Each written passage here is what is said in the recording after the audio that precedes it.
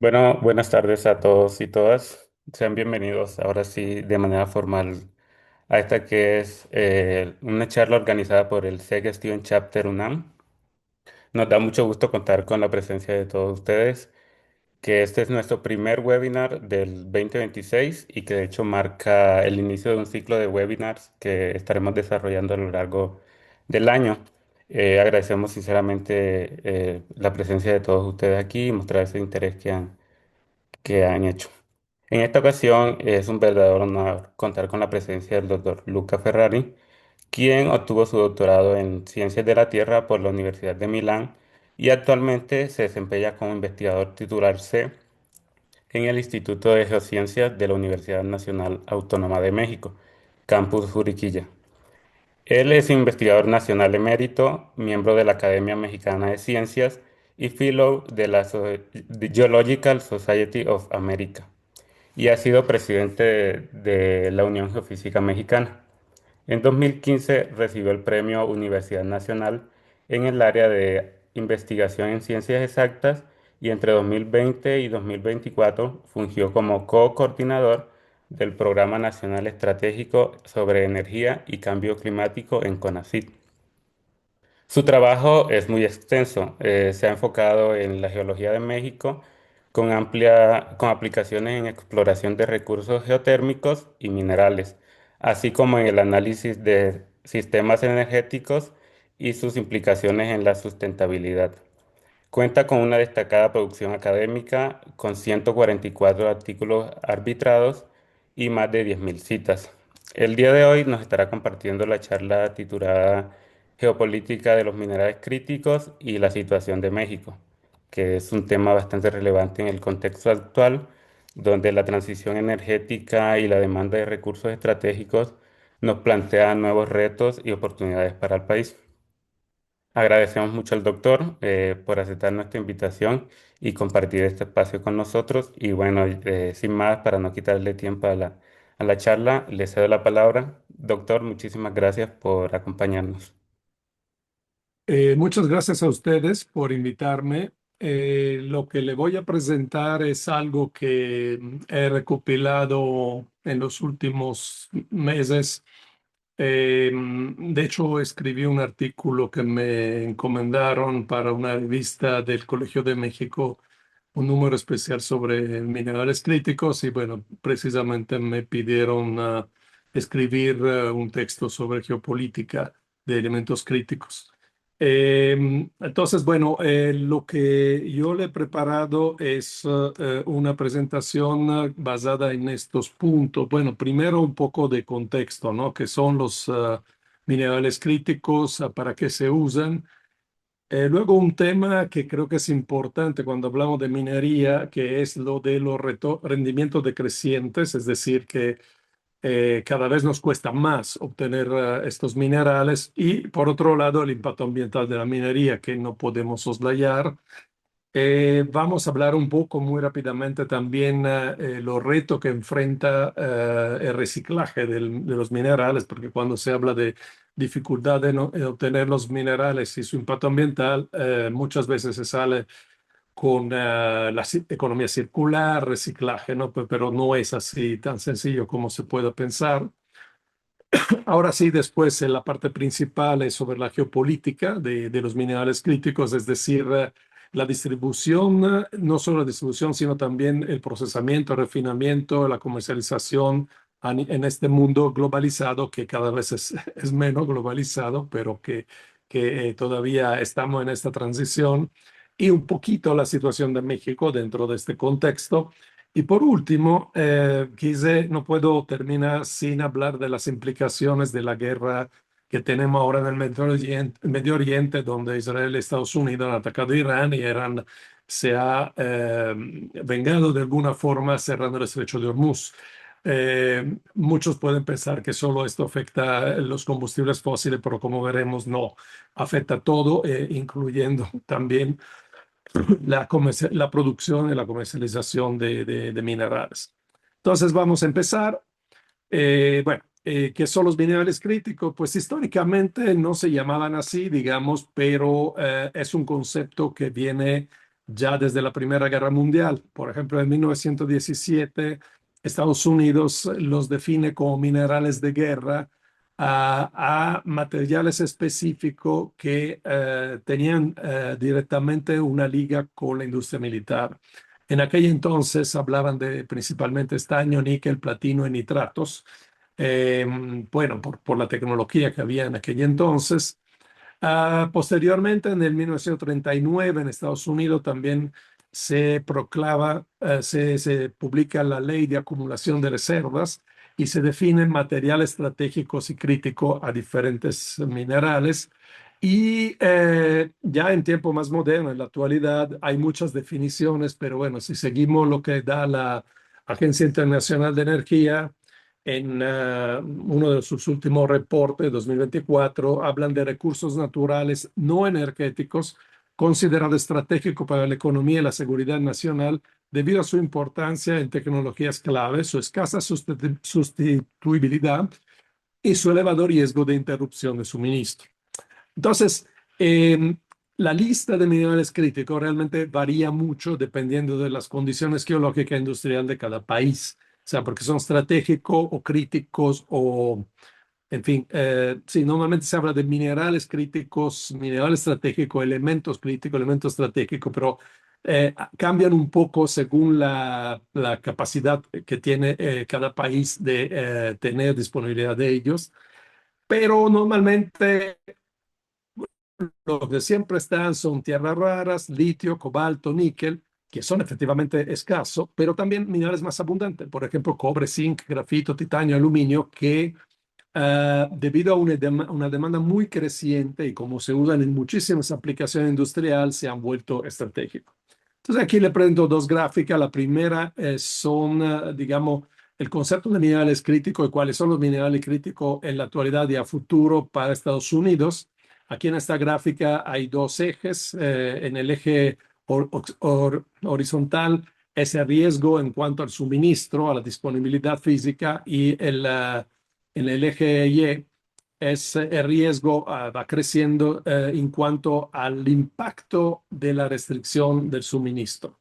Entonces podemos ver que cuando entramos en la zona crítica, aquí es porque hay un gran riesgo de interrupción, de escasez, digamos, y también el impacto es muy alto sobre ese tipo de industrias. Entonces, bueno, aquí vemos, según Estados Unidos, en el corto término, entre 2020 y 2025, cómo estarían los principales minerales y en el mediano término, digamos, con un horizonte hasta 2035. Vemos que cambian un poco, pero se vuelve mucho más crítico el litio, el níquel, por ejemplo. Las tierras raras quedan siempre como críticas. Y bueno, ahí hay otros elementos como el grafito, por ejemplo, etcétera, ¿no? Pero como pueden ver aquí también minerales como el cobre, el silicio, el aluminio y el fósforo se acercan a esta situación. Y bueno, esa es otra clasificación más general de un artículo reciente de revisión, donde hablan dentro de la tabla periódica de minerales, bueno, aquí son metales, metales críticos que están muy escasos, o sea, estamos hablando de trazas de minerales que están en concentraciones de parte por millón, minerales raros, con todas las tierras raras, más algunos otros, molibdeno, wolframio, hafnio, tantalo, etcétera, etcétera.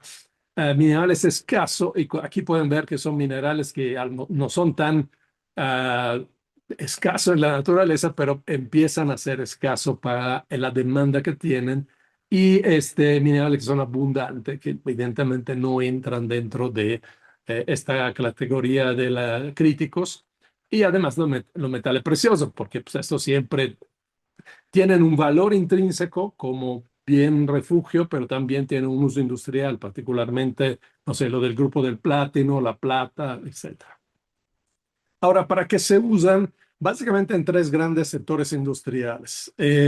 Uno, como bien sabemos, es toda la infraestructura para el aprovechamiento de fuentes renovables, turbina eólica, paneles solares, baterías, bancos de batería o baterías para coches eléctricos y ahí, bueno, entran todos estos elementos. Ahorita lo vamos a ver un poquito más en detalle. El segundo uso, que es cada vez más demandado, desafortunadamente, es la industria de defensa y aeroespacial, ¿no? Los aviones, satélites, sistemas de guiado de misiles, drones, etcétera. Y el tercero es, digamos, el sector, la industria de la digitalización y la automatización, es decir, todo lo que tiene que ver con semiconductores, pero también smartphone, computadoras, robótica, inteligencia artificial, etcétera, ¿no? Entonces, ahorita vamos a ver rápidamente cada uno de estos sectores. Si hablamos, por ejemplo, de las energías, de los minerales para el sector energético, es interesante esta gráfica que viene de un artículo de revisión sobre los minerales críticos que salió el año pasado. Cuando teníamos solamente fuentes renovables tradicionales, solamente utilizábamos tres elementos, ¿no? Básicamente, carbono, calcio, hierro. Luego, con la invención de la máquina de vapor, aumentan ya a algo como 10. Con los combustibles fósiles y el motor de combustión aumentan aún más. Y ahora, con todo lo que tiene que ver con las energías renovables, los coches eléctricos, estamos ocupando mitad de la tabla periódica. Entonces, como que hay un incremento de la cantidad de minerales, y, bueno, en este caso de elementos que necesitamos con el aumento de la tecnología, con el crecimiento de la tecnología. Y cuando uno va a ver los escenarios, por ejemplo, de la Agencia Internacional de Energía, estos son de hace unos años, pero de 2, 3 años. Cada año lo calibran y hacen otro tipo de escenario, pero finalmente no cambia mucho la sustancia. O sea, por ejemplo, en este trabajo que es de 2022-23, ellos dicen que solamente de aquí a 2030 se triplicaría básicamente en el escenario net zero, que es el escenario que se supone que deberíamos seguir para cumplir con el Acuerdo de París, que ya prácticamente no se va a poder cumplir, pero digamos, en teoría, eso requeriría 3 veces más elementos como todos estos, ¿no? Cobre, níquel, grafito, litio, manganeso, cobalto y todos los demás que están en menor uso. O, por ejemplo, siempre ese es un trabajo de la IEA también, es una comparación de los minerales, elementos más bien, que necesita el coche eléctrico, principalmente para la batería y el coche de gasolina. Entonces, el coche eléctrico requiere cerca de 6 veces más minerales que uno de gasolina. Eh, Ahora, luego si uno va a ver el caso del cobre, estamos en una situación ya paradójica porque el cobre entra en todo, ¿no? Entra en todo lo que tiene que ver con la electrificación, pero también hasta con los microchips, ¿no? Entonces está todo, es el mejor conductor y no hay un sustituto prácticamente. En toda la humanidad se han extraído 700 millones de toneladas, pero en los escenarios de crecimiento verde, digamos de aquí a 2040, se necesitaría, 2050 creo, se necesitaría extraer esta misma cantidad en tan solo 22 años. O sea, es un poco espeluznante, ¿no? La situación. No entro aquí en la disponibilidad real de estos minerales, porque hay estudios muy sesudos que muestran que no hay suficientes minerales críticos para electrificar, por ejemplo, todo el parque vehicular que existe en el mundo. Pero es otro tema. La cuestión aquí es que se plantea una demanda creciente y de una manera muy, muy grande ese crecimiento. Ahora, la industria militar, y ahorita lo estamos empezando a ver, por ejemplo, con la guerra, la industria militar también ocupa muchos de esos minerales. Aquí en la parte derecha es una gráfica que muestra la cantidad de tierras raras, esto se refiere a tierras raras, que necesita un jet, un caza F-35 de los más avanzados de Estados Unidos, un destroyer y ¿cómo se llama? Un submarino. Aquí pueden ver la cantidad de tierras raras, cuáles tierras raras y cantidad de tierras raras, ¿no? ¿Para qué? Bueno, para todo, para los misiles guiados, los láseres y se usan para apuntar al objetivo, en los motores, los radares, la propulsión misma, en fin, todo, y bueno, y los drones, etcétera. Entonces, todo esto implica tierras raras. Aquí hay otra gráfica, son todos de Estados Unidos, digamos, del ejército de Estados Unidos. Y aquí pueden ver que los principales justamente para la industria militar son el galio, el niobio, la tierra rara, cobalto y tungsteno. Y aquí todos los diferentes tipos de uso, ¿no? Otra vez son principalmente los radares, las superaliaciones para los caza de última generación, los magnetos, los imanes permanentes para los radares otra vez, para la guía de las municiones, los láseres, los vehículos para no tripulado, como los drones, etcétera, etcétera. Entonces, hay una gran cantidad de minerales que entran, ya sea en aleaciones, en imanes, en diferentes tipos de componentes de todo este sistema de alta tecnología militar. Y por último, hablábamos de la industria de semiconductores, todo lo que tiene que ver con la electrónica, con la automatización, la computación, etcétera. Y particularmente en los últimos años ha habido mucha demanda por la infraestructura de la inteligencia artificial, ¿no? Entonces, por ejemplo, las CPU, GPU, en este caso, de alto desempeño, necesitan muchas tierras raras, particularmente niobio, terbio, disprosio. Los data centers necesitan batería, las baterías obviamente necesitan principalmente litio, cobalto y níquel, además de otras cosas, pero esos son los más críticos. Y en general, todo lo que tiene que ver con la computación distribuida necesita, bueno, todos los materiales que entran en semiconductores necesitan galio, germanio y tántalo. Y en esta otra gráfica aquí podemos ver, esa es otra vez para Estados Unidos, porque Estados Unidos es que el que ahora, de los últimos 2, 3 años, se ha preocupado más, siendo la potencia hegemon, se ha dado cuenta que gran parte de estos insumos no los tiene o no tiene su procesado.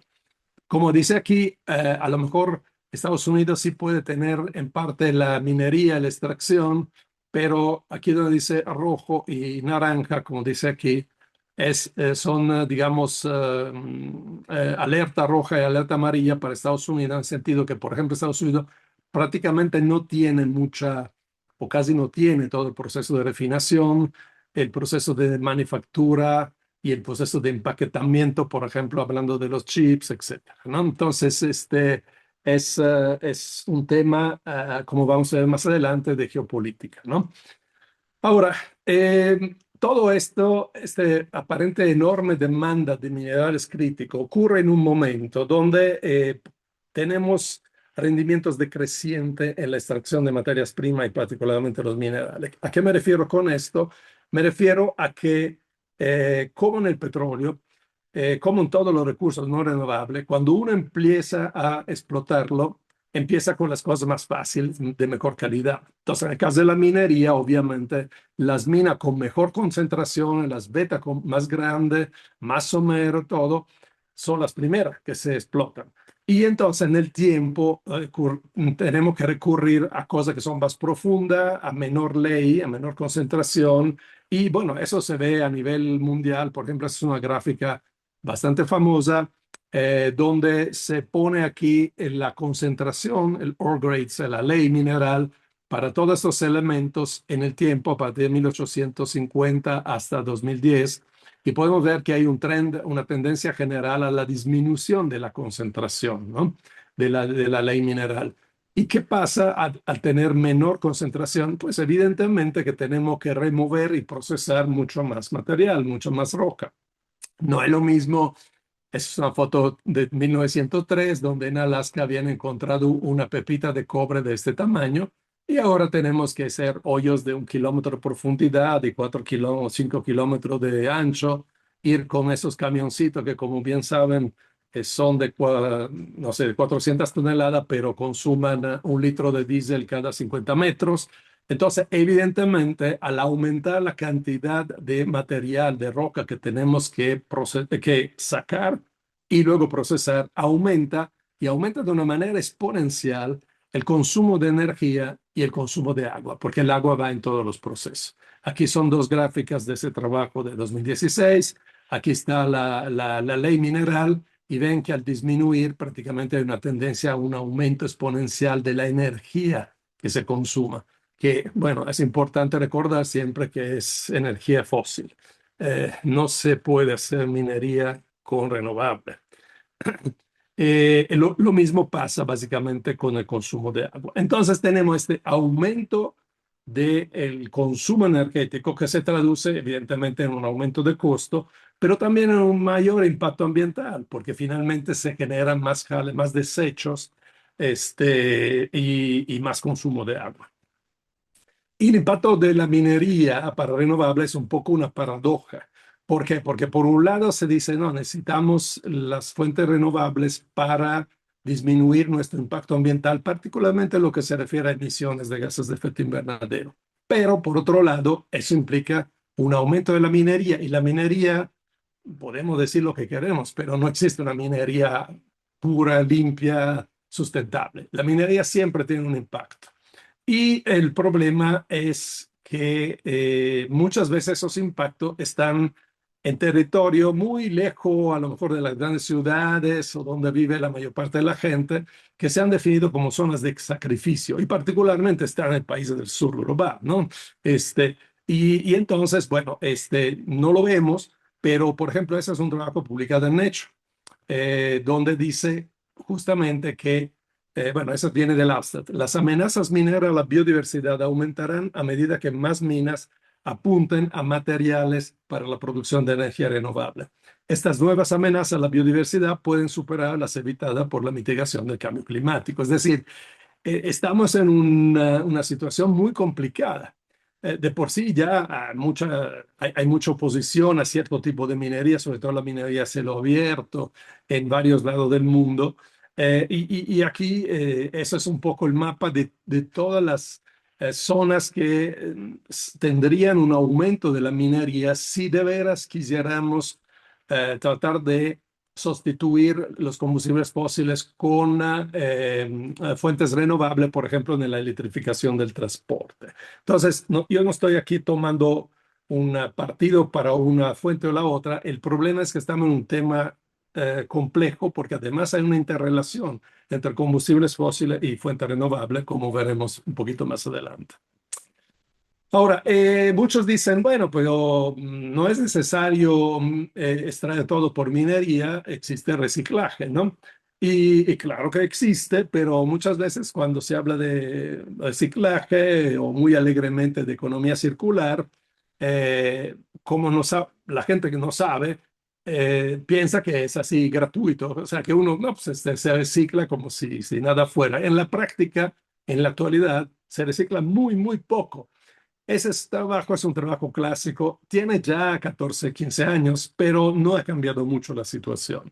Es todos los elementos que se usan en la industria, el grado de reciclaje. Entonces, el rojo son los que se reciclan menos del 1%, el naranja de 1 a 10%, amarillo hasta el 25%, y prácticamente hay un puñado que se recicla más del 50%, pero la gran mayoría se recicla menos del 30%. Incluso el cobre, por ejemplo, se recicla un 30-33%, que es lo más fácil, digamos, de extraer, ¿no? Pero evidentemente cosas tan microscópicas en cuanto a su cantidad como las tierras raras, pues es casi imposible, o sea, es muy difícil reciclarlo. La Agencia Internacional de Energía, en ese trabajo que es de hace 4 años, este, tenía esta gráfica que me llamó la atención porque decían, bueno, para 2030 se puede reciclar el 1% de todas las baterías y para 2040 el 12%. O sea, seguimos reciclando muy poco. Pero luego ven noticias como esta que salió hace un par de días, donde, por ejemplo, una empresa creo que de Estados Unidos, sí, Ascent Elements, que era la principal empresa que se suponía que iba a reciclar baterías, pues va a quebrar. Cae en bancarrota. ¿Por qué? Porque el gobierno le ha retirado el subsidio. Es decir, claro, uno tiene que subsidiar, pero sin subsidio no es rentable, por lo menos en este momento. Entonces, es decir, hay un problema de coste sobre el reciclaje, pero también hay un problema práctico.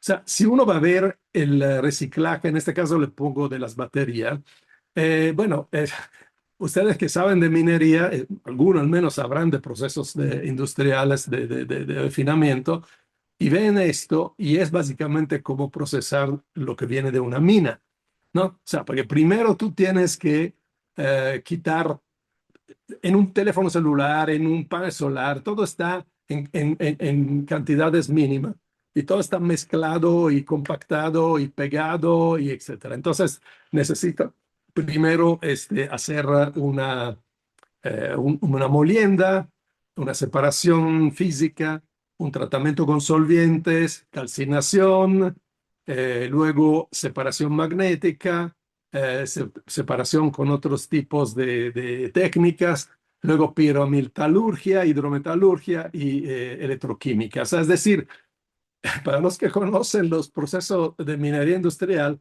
eso es igual que lo que sale de una mina. Y entonces, y además, bueno, obviamente tiene gran uso de energía, estamos hablando de calcinación hasta 700 grados, estamos hablando de uso de agua, estamos hablando de uso de ácido, de compuestos químicos, entonces vamos a tener residuos tóxicos, emisiones, o sea, el reciclaje tiene un costo y un impacto ambiental no muy distinto de la extracción. Claro que la extracción tiene más impacto, pero finalmente no es que el reciclaje es gratis, es decir, en términos económicos, en términos ambientales. Y por eso que es limitado hasta ahora. Bueno, ahora sí entramos a la parte de geopolítica. Y como antecedente, pues hay que decir que el mundo ya se está dividiendo en varias áreas.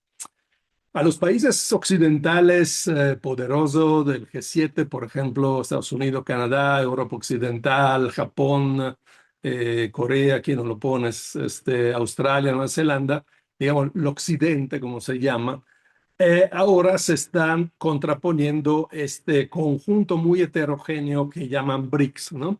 BRICS inicialmente era el acrónimo de Brasil, Rusia, India, China y Sudáfrica, pero ya se han agregado varios otros países, como Irán, por ejemplo, como algunos países árabes, y Indonesia también.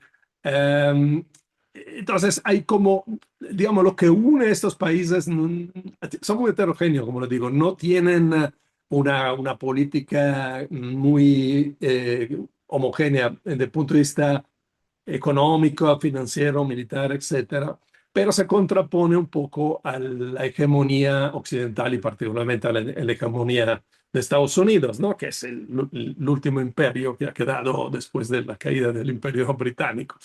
Sin embargo, son cada vez más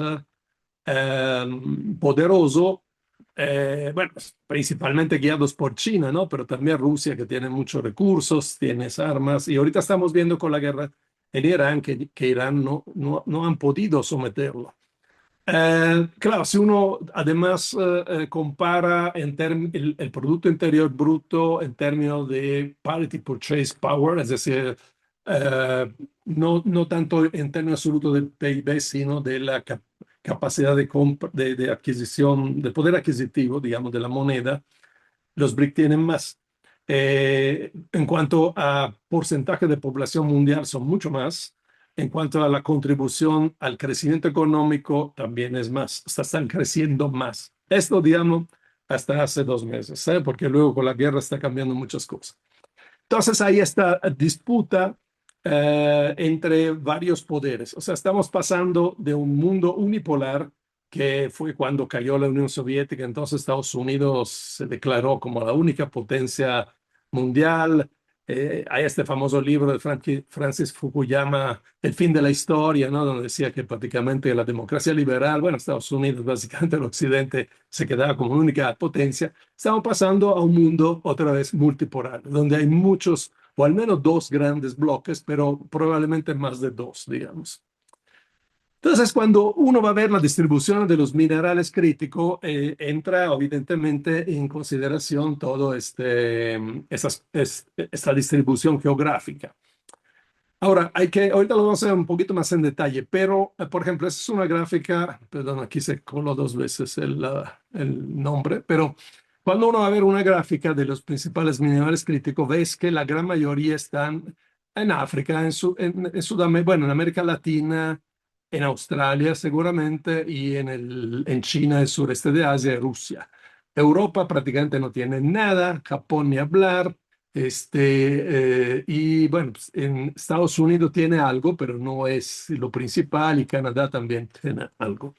Pero más allá de lo de dónde están, o sea, las consideraciones geológicas y la reserva, es importante distinguir esto del nivel de extracción, porque no necesariamente los países que tienen más son los que más producen. Y también es importante ver la parte del refinamiento, es decir, no solo la extracción en sí, sino dónde se refinan, dónde se procesan. Entonces vamos a ver que en esta última parte es donde algunos países y particularmente China ha expandido mucho y tiene un semimonopolio o es el actor principal, ¿no? Entonces no es solamente, como digo, la operación minera, sino todo el procesado, refinado, hasta llegar al insumo, digamos, final para todo tipo de industria. Y aquí es donde ocurre este fenómeno que llamamos del offshoring, que digamos a finales del siglo pasado, a principios de este siglo, cuando China empieza a expandirse, entra la Organización Mundial del Comercio, sí, la Organización Mundial del Comercio. Básicamente ocurre una externalización de la industria pesada a China y otros países. Un poco ocurrió también con México, pero con China y el sureste de Asia es muy notorio, ¿no? Entonces, países como Estados Unidos, la Unión Europea, Canadá, Australia, Japón, sacan sus industrias más sucias y más intensivas en energía a países como China y otros, donde hay menores costos laborales y menores regulaciones, ¿no? Esto se vio como una movida muy inteligente porque luego estos países se dedicaban más bien a la economía terciarizada, a los servicios, etcétera, a la finanza, etcétera. Pero básicamente eso desmanteló la capacidad industrial y local en el sector estratégico.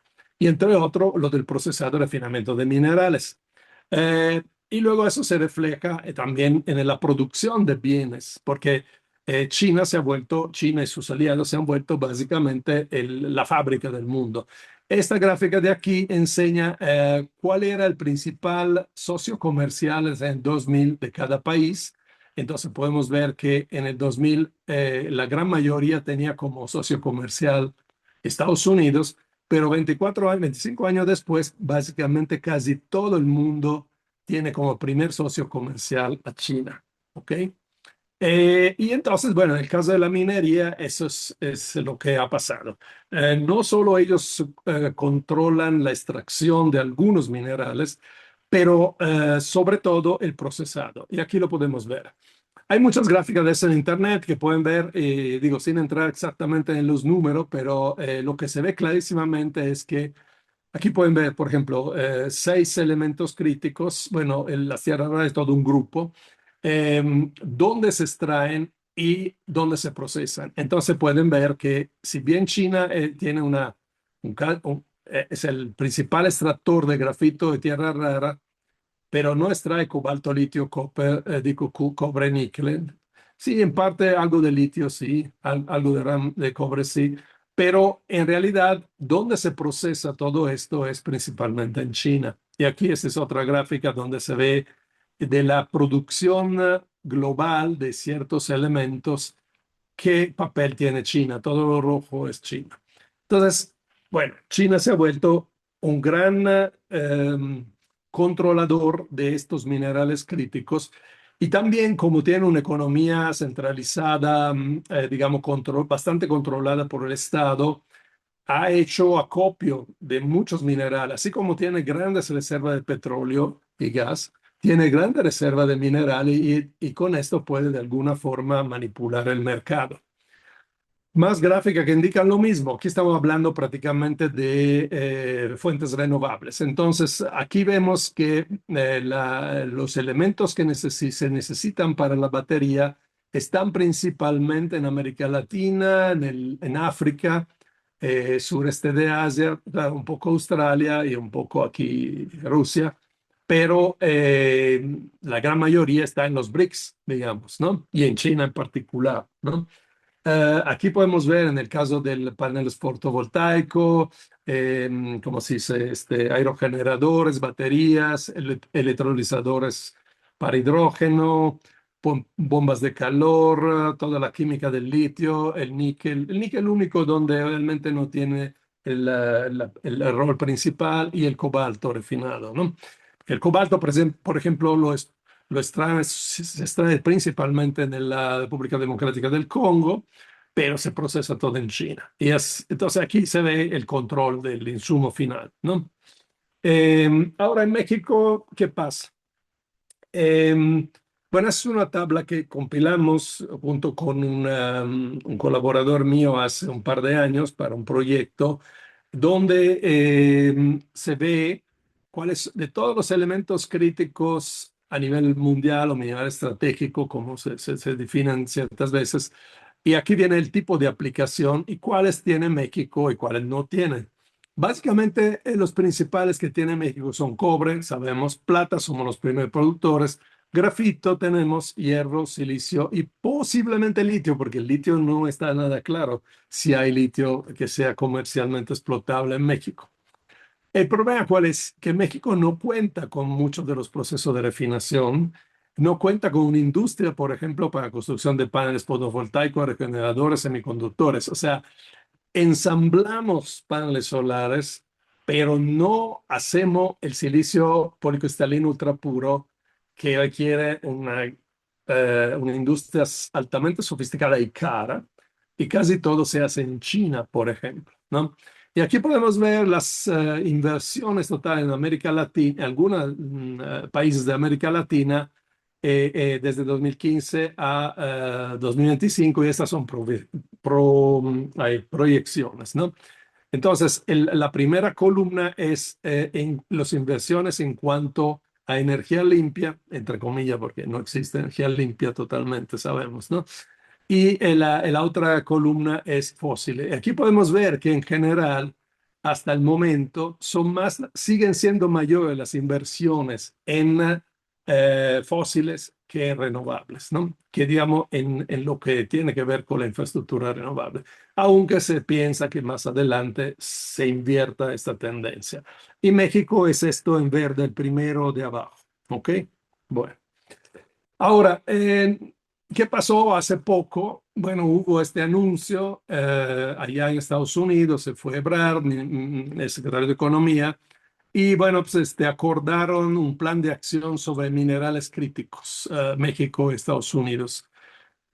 Lo que dicen es para fortalecer la resiliencia de la cadena de suministro regional, reduciendo la dependencia de Asia. O sea, la cuestión es que Estados Unidos se ha dado cuenta muy tarde que no tiene una gran cantidad de minerales y depende de China para muchos de estos minerales. Entonces, bueno, ahora se voltea hacia México, hacia Canadá, sobre todo, y a otros países que, digamos, sus aliados, entre comillas, para hacerse de estos minerales, ¿no? Entonces, bueno, evidentemente eso se discutirá dentro de la revisión del TEMEC.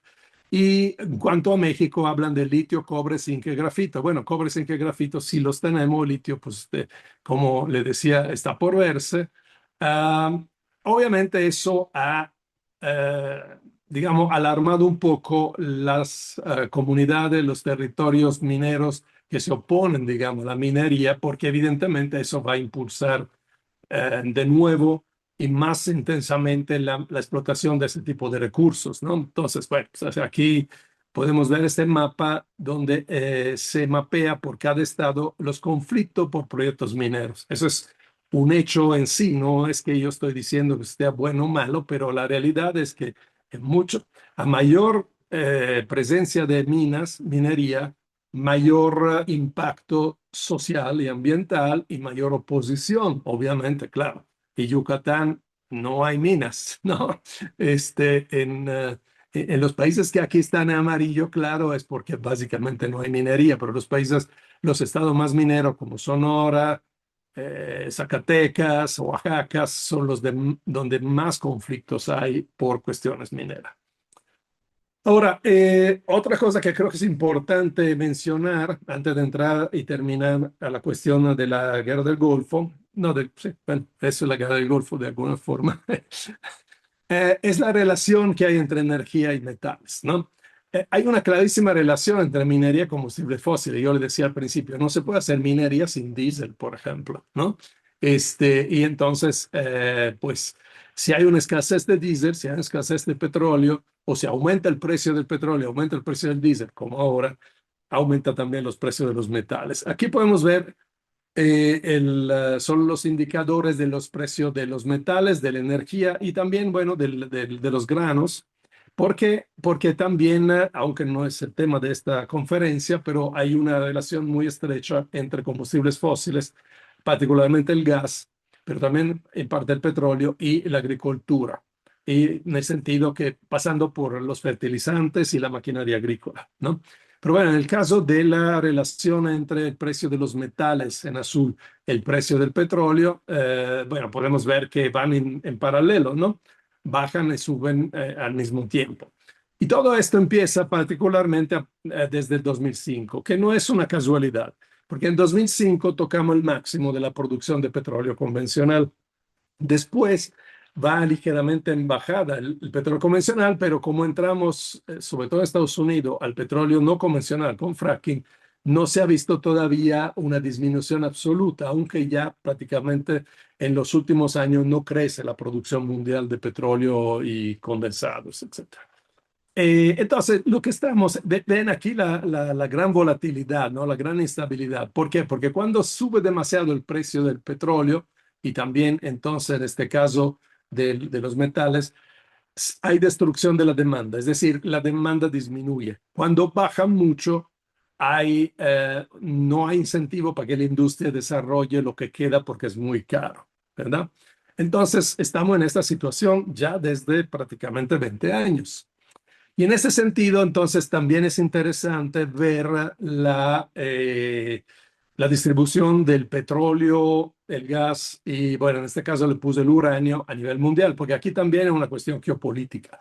Entonces, en esta figura de acá podemos ver el tamaño de cada país corresponde al tamaño de la reserva declarada, porque en algunos casos sabemos que están infladas, pero bueno, aquí podemos ver que el grueso del petróleo convencional está donde, justamente en el Oriente Medio, Rusia y norte de África. Y ya. Y lo que hay aquí en las Américas es principalmente petróleo no convencional. Tenemos las arenas bituminosas de Canadá, el petróleo con fracking de Estados Unidos, ahora un poco también en México, y Venezuela, que tiene un petróleo ultra pesado, que también es considerado no convencional en el sentido que requiere grandes cantidades de energía y cuesta mucho sacarlo, fluidificarlo, etcétera. Y luego lo que tenemos son aguas profundas, bueno, el Golfo de México, Guyana y Brasil, que se cacarean mucho, pero ven aquí el tamaño, ¿verdad? Entonces, aquí también tenemos una situación donde Estados Unidos y sus aliados, ahora incluso que se ha hecho del control del petróleo de Venezuela, pero sigue siendo un petróleo caro, difícil, y el grueso del petróleo bueno que queda está acá. Y ahí viene quizás la liga con la guerra que tenemos ahora. Pero bueno, hablando de uranio, que para la central nuclear, el nuclear cuenta el 5% de toda la energía del mundo, pero pues evidentemente también es importante. Y aquí vemos que los principales productores de uranio, la gran parte son de los BRIC o de todas formas no son occidentales. Solo hay en Canadá, Australia, un poco en Estados Unidos. Todos los demás digamos, ¿quién tiene la mayoría de este uranio? Es Kazajstán y, bueno, algunos países de África y Rusia. Rusia y Kazajstán tienen un acuerdo desde el tiempo de la Unión Soviética y estos países de África han recientemente eh, sacado los franceses, que eran la potencia neocolonial que se había quedado ahí, y entonces ya, por ejemplo, Francia perdió el acceso a las mineras de uranio de Níger. Ahora aquí venimos lo que se llama, yo le he llamado la política de fuerza bruta de Trump, ¿no? Lo que hemos visto en los últimos meses es la aplicación práctica de un documento que se publicó en noviembre de 2025, que es la nueva, ¿cómo se llama?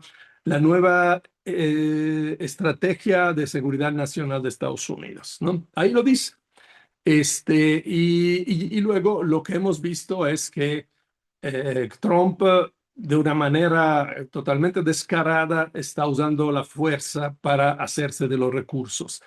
No es una cuestión ideológica, es más que nada una cuestión de que Estados Unidos está con la agua al cuello. Y aquí no tengo tiempo de hablar de todos estos temas, pero hemos ya visto, por ejemplo, que Estados Unidos tiene un acceso limitado a los minerales críticos. Otro tema es que el famoso shale, el petróleo y gas de lutita que se extrae con fracking, ya ha llegado a un máximo, no puede crecer más, ¿verdad? Entonces, estos son dos elementos clave para que Estados Unidos empiece a buscar de controlar más petróleo, más gas, además de otros temas más bien financieros, ¿no? Como el déficit federal, es que es el más grande del mundo, el sobreendeudamiento, debilitamiento del dólar como divisa de intercambio, etcétera, ¿no? Y esto entonces, pero si vemos solamente el primer punto, eso explicaría, por ejemplo, la intención de apoderarse de Groenlandia y controlar Canadá. Hay recursos minerales, hay recursos de petróleo y gas convencional en el Ártico, que tendría mucho más acceso si tiene Groenlandia y Canadá. Todas las presiones sobre México y Colombia, el apoyo al gobierno de extrema derecha en América Latina para que haga digamos, convenio con Estados Unidos, el golpe a Venezuela, que bueno, finalmente ahí fue una traición interna, pero Venezuela se ha abierto ya completamente y le está dando su petróleo a las empresas americanas. Y bueno, y luego venimos al ataque a Irán, ¿no? Ahora, hay que decir una cosa, y eso es un meme que publicaban hace tiempo, la política de hegemonía militar económica de Estados Unidos realmente no ha cambiado, solo que con Trump es más descarada, ¿no? O sea, aquí los republicanos tiran bombas sin ningún problema y pues los demócratas han hecho también muchas guerras por los recursos, pero luego se ponen la bandera LGBTQ, como dice aquí, Black Lives Matter, etcétera, etcétera, ¿no? Las energías renovables, etcétera. O sea, digamos que con los demócratas se hicieron, digamos, se cuidaban un poco más las formas o quizá eran más hipócritas, pero finalmente se trata del imperio. Y entonces venimos a la última parte sobre el ataque a Irán. Bueno, aquí tenemos, como bien saben, que hace 7 semanas casi, Israel y Estados Unidos, mientras estaban tratando con Irán, atacan a traición Irán. Lo primero que hacen es destruir una escuela con 160 niñas y luego tratan de destruir el país pensando que en 2, 3 días pudieran hacer caer el régimen teocrático de Irán, y lo que consiguieron no es esto, sino un reforzamiento de este régimen, porque ahorita hasta los que eran un poco disidentes están todos con el gobierno, y sobre todo Irán se había preparado por 40 años a esto. Y entonces empieza digamos, es una guerra asimétrica, porque Irán no puede golpear a Estados Unidos, pero puede golpear todos los intereses de Estados Unidos en esta región. Obviamente Israel, pero también las bases militares y en algunos casos infraestructura energética y civil de estos países del Golfo, que son dictaduras peores, mucho peor que Irán, pero bueno, como son aliados de Estados Unidos, nunca se dice nada, ¿verdad? Son estas que llaman petromonarquías, ¿no? Y sobre todo, cierra el estrecho de Hormuz, que lo habían dicho 1000 veces que lo iban a hacer, pero pensaban que no se iba a hacer, pero sí lo hacen. Y entonces aquí estamos teniendo la mayor crisis energética de la historia. ¿Por qué? Porque por ese estrecho pasaba el 40% del petróleo y el 20% del comercio mundial de GNL. Estamos hablando de lo que se comercia, ¿eh? En términos de petróleo es el 20%, pero de lo que se comercia es el 40% y el 20% también del gas licuado. Entonces aquí podemos ver el tráfico a través del estrecho disminuye muchísimo, se deja pasar selectivamente solo algunos barcos que pagan una tarifa o van a China, a Pakistán, algunos países amigos, digamos. Y esto inmediatamente provoca un aumento muy grande del precio del petróleo, del gas licuado para Europa y para Asia, evidentemente. Sin embargo, no es solamente el petróleo y el gas. ¿Por qué? Porque en esos países se hacen también otras cosas ligadas al petróleo y al gas. Por ejemplo, todos los refinados, evidentemente, hay refinería, entonces, diésel, gasolina, turbocina, aluminio, por ejemplo, porque el aluminio requiere grandes cantidades de energía fósil para hacerse en las fundidoras, fertilizante, porque los fertilizantes son subproducto, son producto que se hace con el gas, y todo tiene que ver con comida. Ácido sulfúrico, porque es un petróleo pesado, rico en azufre, que se tiene que limpiar. Entonces, el subproducto, que es el azufre, se usa para producir ácido sulfúrico, que entre otras cosas sirve para la refinación del cobre. Y también el helio, porque del gas se separa el helio, y el helio es muy raro y es un insumo fundamental para la industria de los semiconductores. ¿Cuáles son los países más impactados? Corea, donde se hacen gran parte de los microchips, Taiwán también, Japón, India, Pakistán y Australia. Australia, el gran país minero. Pues obviamente hay consecuencia para el transporte, ¿no? El transporte tiene que ver obviamente con diésel. El precio del diésel se dispara, particularmente en Europa, en parte de Asia también. La turbocina también se dispara. Y entonces, evidentemente, esto va a impactar sobre qué? Sobre el transporte pesado de todos los bienes, incluyendo los barcos que funcionan con diésel o con combustible, los vuelos, el comercio y sobre todo el turismo internacional. Y apenas lo estamos empezando a ver porque se ha tardado varias semanas a llegar los últimos barcos que salieron antes del cierre del estrecho. Pero también hay un impacto sobre, por ejemplo, los minerales críticos, ¿no? Aquí viene lo que está impactando este cierre en cuanto a minerales críticos, ¿no? Y particularmente el azufre, ¿no? Ese es el caso del azufre, que como le decía, sirve para la producción de cobre, el aluminio en sí, el helio que viene de la refinación del gas y que sirve para la producción de semiconductores. En fin, aquí viene una tabla con todos los tipos de afectaciones. No es solamente el precio de la gasolina o los derivados del petróleo, sino la urea, que es digamos, el precursor de todos los fertilizantes nitrogenados, el azufre, la petroquímica, el aluminio, el helio, incluso la celestita. Aquí hablan de Irán como productor de celestita. Entonces, esto es algo que cambia radicalmente la situación. ¿Por qué? Porque aunque se abriera en este momento el estrecho de Hormuz, cosa que no parece probable, para empezar ya ha habido 7 semanas de cierre. Esto es un poco como la pandemia, se tardaron 2, 3 años para recuperar. Pero en este caso se ha destruido físicamente la capacidad de producción de algunas de estas cosas. O sea, se han destruido refinerías, se han destruido ¿cómo se llama? En Irán, fábricas de acero, y él se vengó también con fábricas de aluminio, de acero en otros lados. Se ha destruido facilidad, ¿cómo se llaman? Facilities, instalaciones para la separación del gas en Qatar, que es el primer productor mundial de gas. Entonces, eso se va a tardar no meses, sino años en recuperarse. Se necesita una inversión muy grande. Mire, aquí le pongo solo esto porque es impresionante. Lo que ha sucedido con la globalización es que eh, por cuestiones de eficiencia, llamámosla así, hay una cadena de distribución única y muy frágil para la producción de varios bienes. Y un ejemplo claro son los microchips, los semiconductores, digamos, los chips de alto rendimiento. Estos se fabrican prácticamente casi solo en Taiwán para esta empresa que se llama TSMC, ¿no? El 92 por ciento de los chips más avanzados del mundo se fabrican acá. Y Estados Unidos empezó a crear una fábrica así en Arizona, pero pues no ha salido todavía. Es que se necesitan inversiones estratosféricas, son cosas extremadamente sofisticadas, pero las máquinas con que se hacen estos microchips las hace una sola fábrica en Holanda, en Países Bajos. que a su vez necesita de espejos muy especiales que se fabrican en Alemania y láseres que se fabrican también solo en Alemania. Entonces, los insumos básicos vienen principalmente de China. Luego hay estas máquinas que se instalan aquí en Taiwán.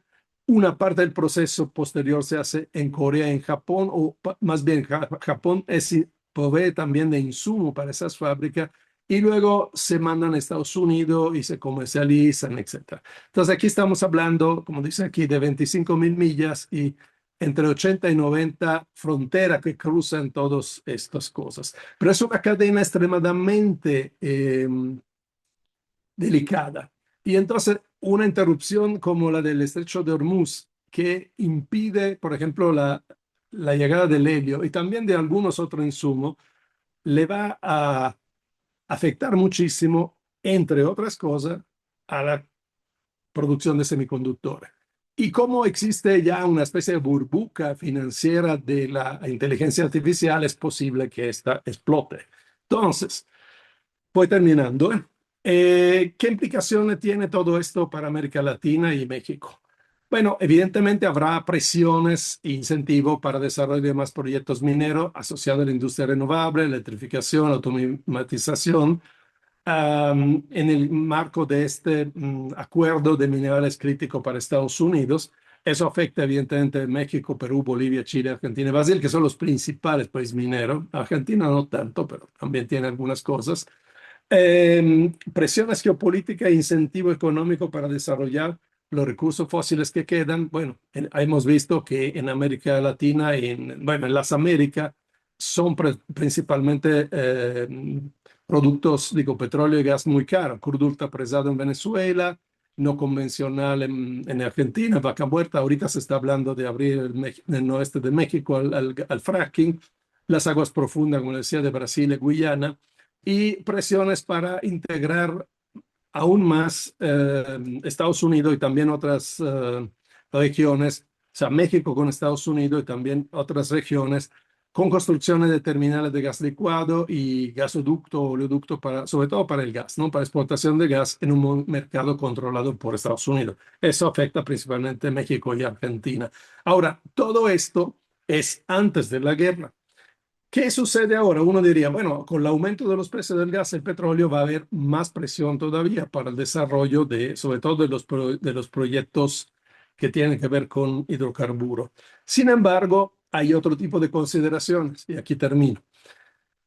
Yo creo, no yo, muchos analistas piensan que toda esta guerra que no está yendo como pensaba Estados Unidos, que fuera algo fácil, como le fue con Venezuela, está acelerando la crisis de un sistema industrial globalizado. Entonces, porque hemos visto durante la plática, ¿no? El incremento del precio del diésel aumenta el costo de la minería y con ello aumenta todos los productos cuyo insumo dependen de los minerales críticos, ¿no? Eh, la escasez física de insumos básicos para la refinación, como el ácido sulfúrico y la producción de semiconductores, el helio, agudiza aún más esta situación, ¿no? Entonces, todo el mundo ya habla de que va a haber una crisis energética porque estamos restando una cantidad de petróleo mucho mayor de la crisis de 1973 o de la crisis durante la pandemia.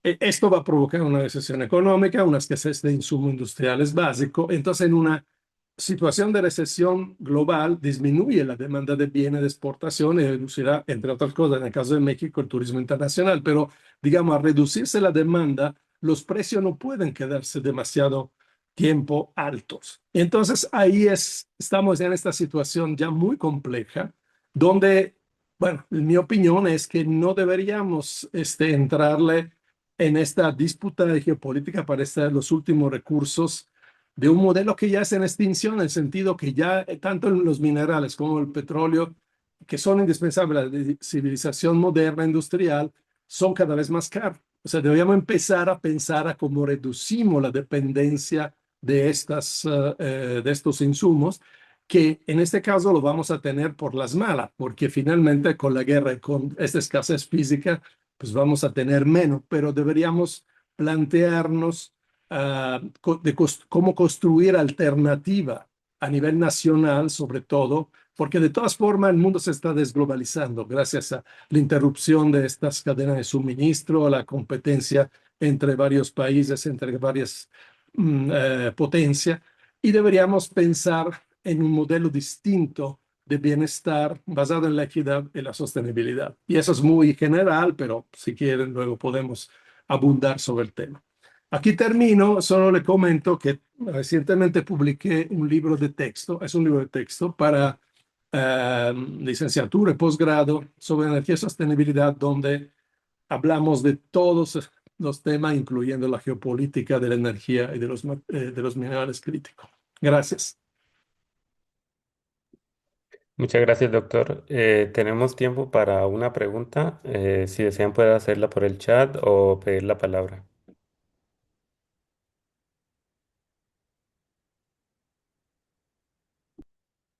Después yo hacer una pregunta. Sí, adelante, Ricardo. Doctor, en estos modelos que describe, estoy escuchando dos veces, pero bueno, toma en consideración el sistema financiero, voy más al modelo o al, sí, como se ha manejado en los últimos años, simplemente las monedas son flotantes, ¿no? No tienen un respaldo y creo que eso es lo que ha acelerado la inflación y yo creo que se va a hacer la caída de Estados Unidos. Momento que China, Japón deje de comprar alguno de estos tesoro, pues no va a tener cómo financiar su ejército. Pero digamos, hablando de México, va a seguir siendo una debilidad para México si no tiene un sistema financiero estable. Sí, esa parte merecería una conferencia aparte. De hecho, en mi curso que doy en la licenciatura en energía renovable tengo una clase sobre esa parte, ¿no? Energía, economía. Eh, sí, no quise meterle demasiado y meterle demasiadas cosas negativas, pero lo más probable es que esta situación que estamos viendo con la escasez del petróleo, sus derivados, también que se refleja en los fertilizantes, los minerales, puede afectar el sistema financiero, porque el sistema financiero es una gran burbuja, es un esquema Ponzi, realmente es algo donde la cantidad de dinero eh, no física, o sea, no solo las monedas que son monedas fiduciarias, como dice estas divisas, sino todos los derivados financieros, etcétera, etcétera. La cantidad de dinero de papel, de dígitos que está en las cuentas, etcétera, si la comparamos con el valor real de los bienes que existen en la Tierra, esta cantidad financiera de dinero es a lo mejor 20 veces más grande. Entonces, es el resultado de las políticas no solo de especulación, sino de, como le llamaban, quantitative easing, de facilitación cuantitativa de los bancos centrales que empezaron a inyectar liquidez al mercado para evitar crisis después de 2008, después de la pandemia, etcétera.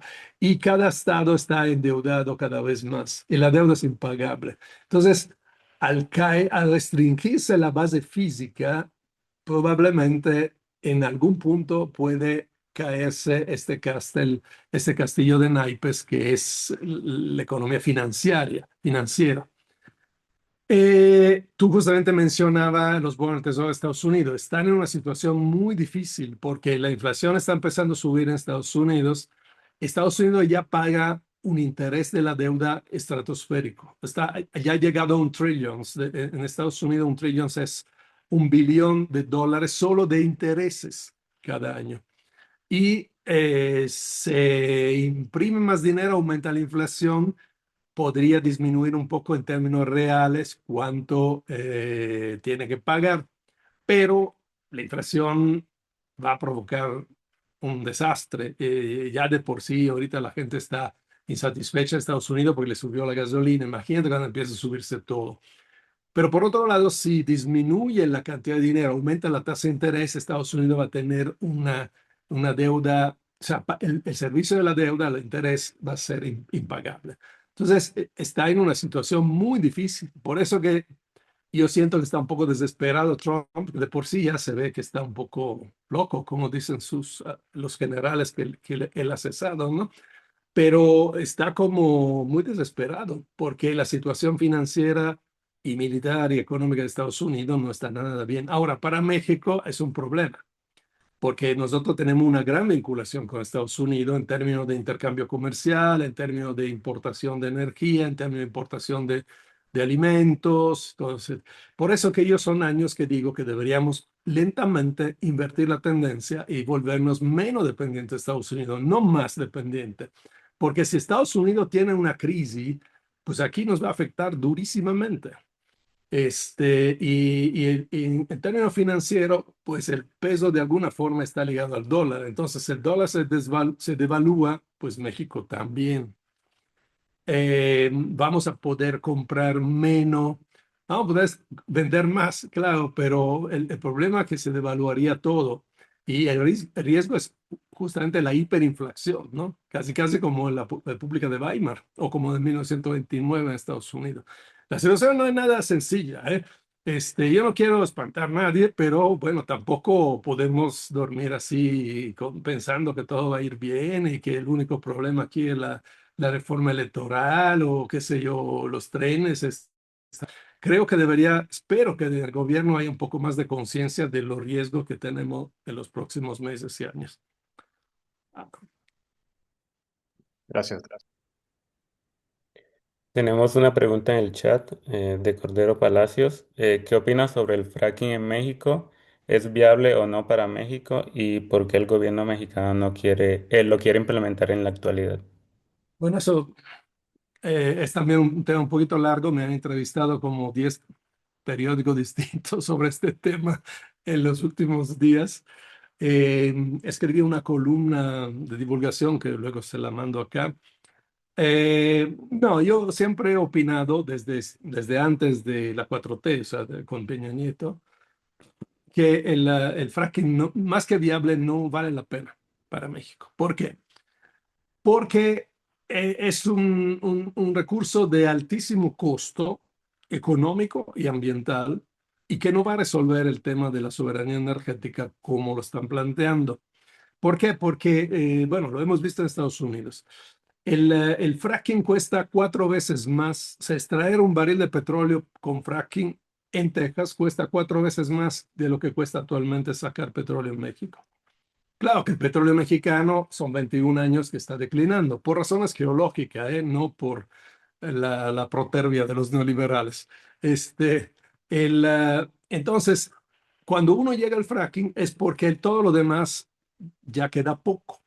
Pero el fracking en sí te resuelve unos cuantos años a un costo altísimo, porque el impacto ambiental es innegable, es completamente comprobado. Podemos entrar a ver bien cómo, cuánto, pero el tema cuál es, que un pozo de fracking te produce 20, 30, hasta 100 veces menos que un pozo normal.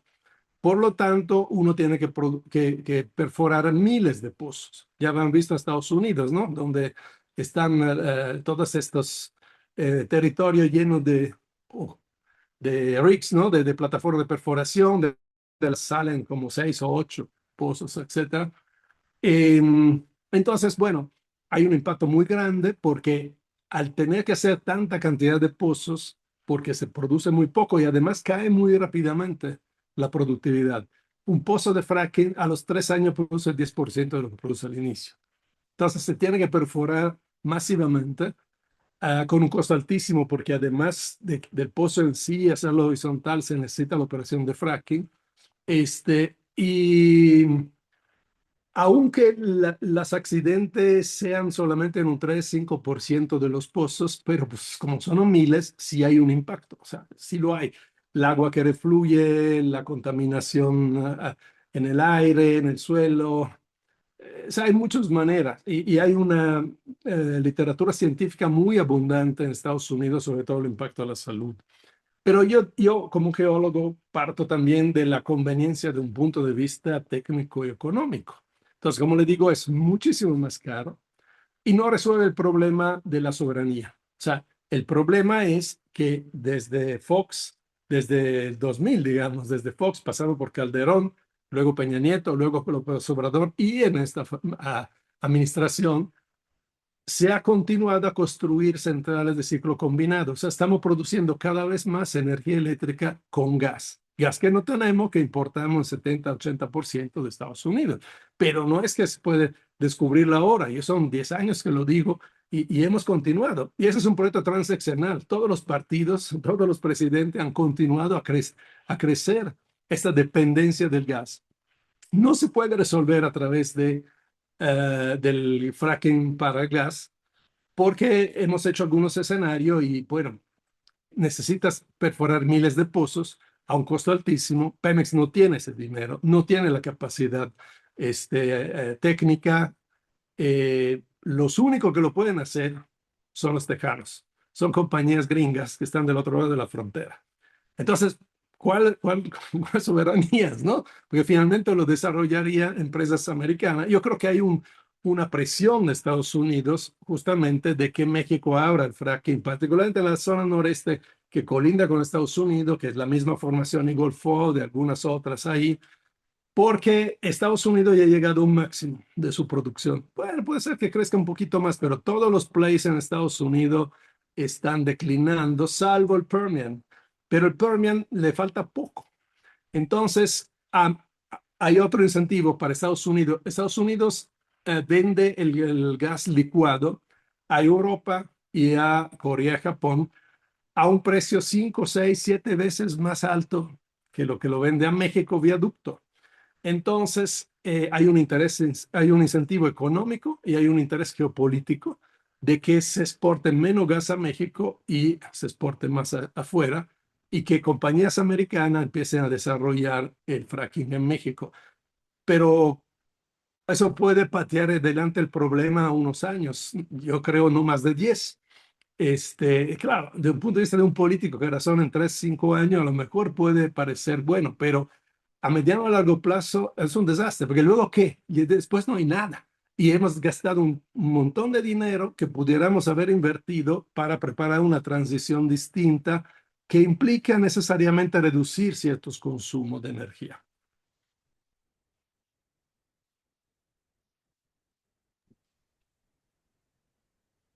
Muchas gracias.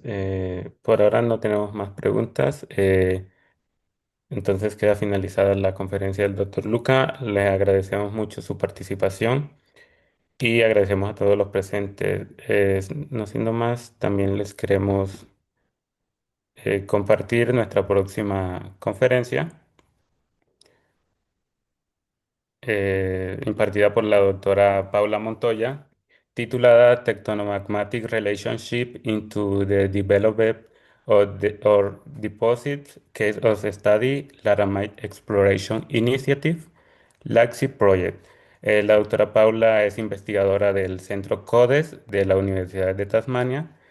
Será el 23 de abril a las 6 de la tarde. Entonces están cordialmente invitados y nos veríamos a la próxima. Muchas gracias por su participación y gracias al doctor Luca. Sí, muchas gracias. Le puse ahí en el chat la liga a un artículo de divulgación que escribí sobre lo del fracking en México, por si a alguien le interesa. Muchas gracias, doctor. Nos vemos. Hasta luego. Hasta luego. Buena tarde.